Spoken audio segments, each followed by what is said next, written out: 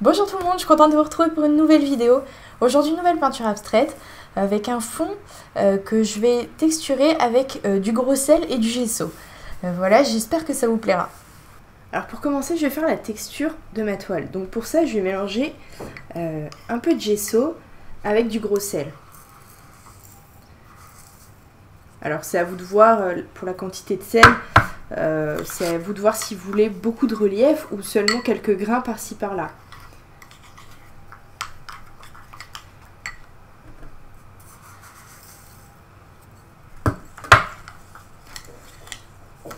Donc ensuite vous mélangez bien. Donc là j'ai dû mettre, disons, peut-être un petit peu plus de sel que de gesso. Et ensuite je vais étaler ça sur ma toile.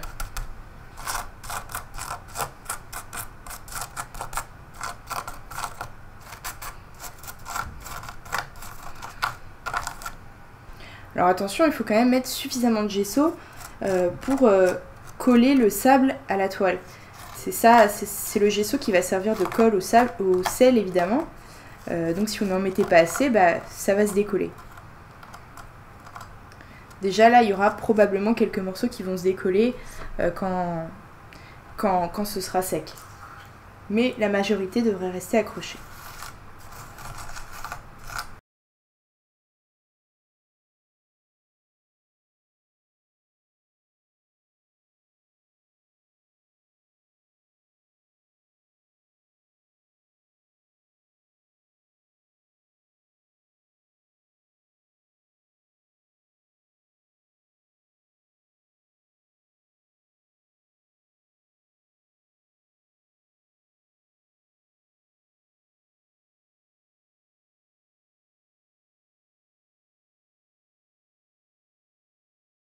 Alors une fois que c'est sec, je vais remettre un petit peu de gesso par-dessus sur tout le tableau.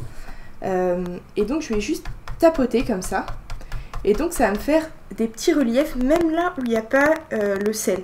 Parce que ça fait des petites vaguelettes, des petits picots. Et donc comme ça je trouve que ça va unifier un petit peu toute la toile. Alors si vous voulez pas faire ça, il faudra mettre un peu plus de gesso dans le sel pour être sûr qu'il colle bien. Parce que là, je vais mettre une deuxième couche, donc ça va bien terminer de coller le sel. Mais c'est vraiment important, si vous ne le faites pas, il faudra mettre plus de gesso avec le sel.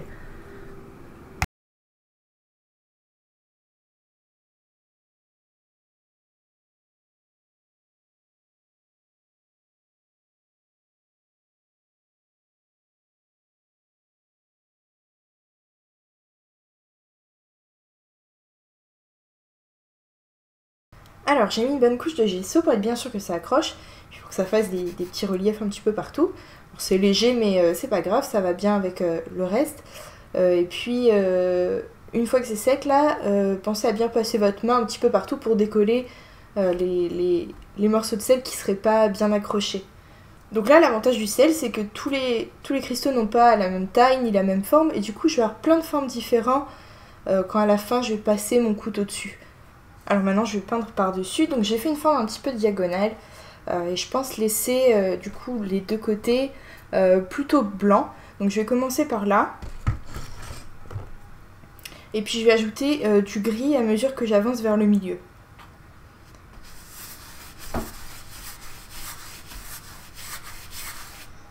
N'hésitez pas à asperger un petit peu d'eau si votre peinture s'étale mal, surtout quand je commencerai à mettre de la peinture grise. Pour que ça se mélange bien, il faudra sûrement mettre un petit peu d'eau.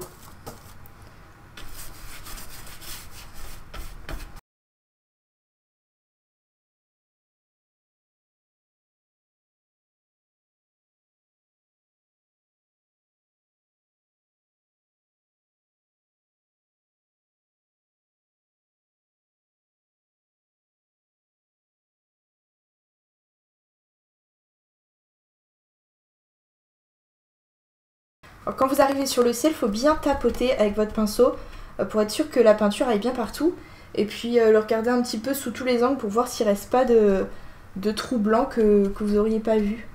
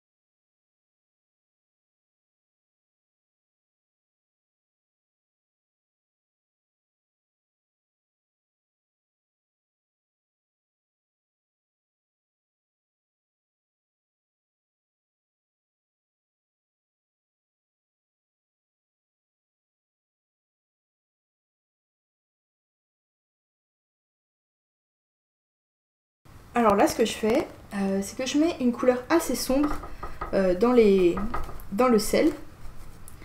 Donc je fais bien attention que ça aille partout. C'est quand même un pinceau à poil assez dur hein, pour pouvoir aller bien jusqu'au fond.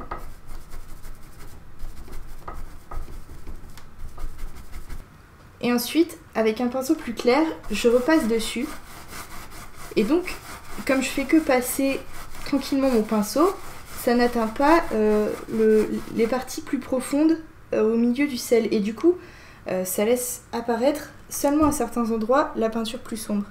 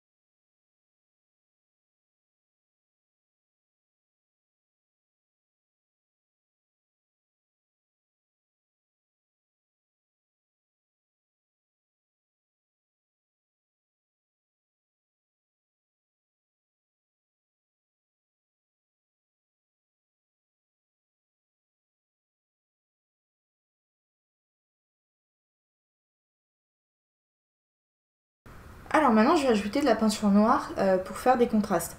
Alors ma peinture est à peu près sèche, hein, plus ou moins. Donc je vais ajouter ma peinture noire. Je l'ai diluée un petit peu pour pas que ça soit trop violent. Et donc je vais... Voilà, je vais l'ajouter un peu comme ça pour l'instant sans... Juste pour donner un peu une forme.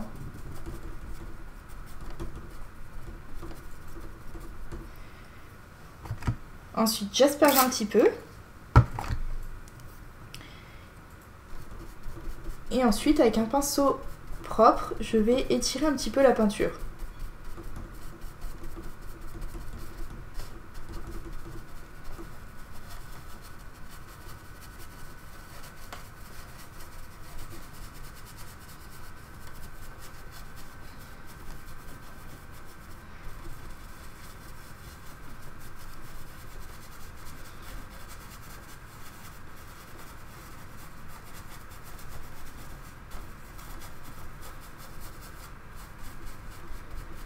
Donc si ça s'étire pas bien, c'est que ça manque d'eau. Et si vous avez trop de traces de pinceau, c'est qu'il y en a trop.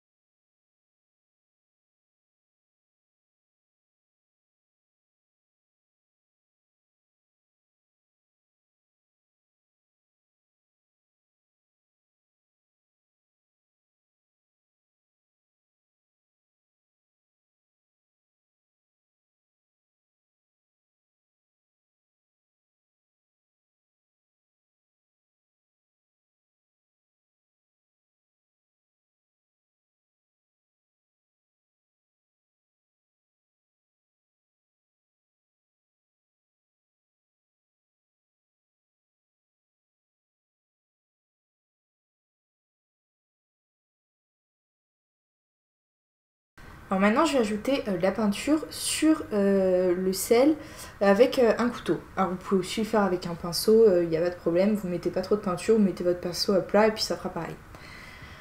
Donc là sur mon couteau j'ai pas trop de peinture, sinon ça va partir dans les creux. Et donc je vais le passer doucement comme ça sur le sel. Et donc vous voyez ça accroche que sur le relief.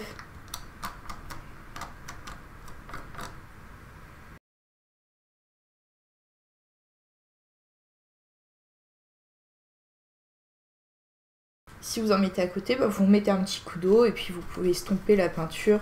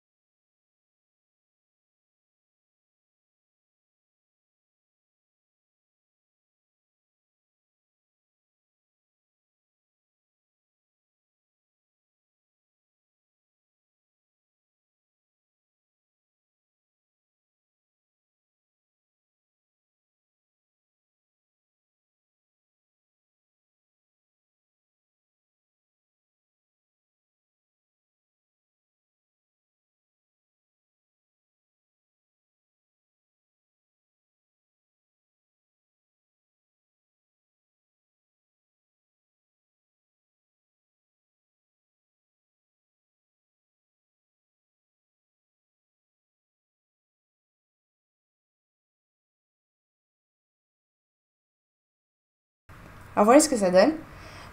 Les fondus c'est pas forcément évident à faire. C'est un coup de main à prendre, voilà, mais vous pouvez très bien faire ce que vous voulez, hein. Ce qui est intéressant, voilà, ce que je voulais vous montrer, c'était avec le sel, que la peinture apparaît bien par-dessus, puisque je ne l'ai pas dilué, hein. Du coup, elle est bien opaque, donc elle se voit bien. Vous pouvez utiliser les couleurs que vous voulez, tout passera très bien. Alors quand vous avez fini votre tableau, pensez bien à le vernir, c'est vraiment important, parce que comme vous avez mis du sel, il ne faut pas que ça absorbe l'humidité, donc vous le vernissez bien et normalement il n'y aura pas de problème, le sel ne se décollera pas. Voilà, c'est tout pour aujourd'hui. N'hésitez pas à poser toutes vos questions, n'oubliez pas de vous abonner, de mettre un pouce bleu et de partager si ça vous a plu, ça m'aide beaucoup. Comme d'habitude, je vous mettrai le matériel utilisé, la peinture, tout ça, les couleurs dans la description. Vous pouvez aussi passer faire un tour sur ma page Facebook, là aussi je vous mets le lien dans la description. Vous pourrez partager vos œuvres, etc. Voilà, avoir des conseils, des avis. Donc voilà, j'espère que ça vous a plu et on se voit bientôt pour une nouvelle vidéo.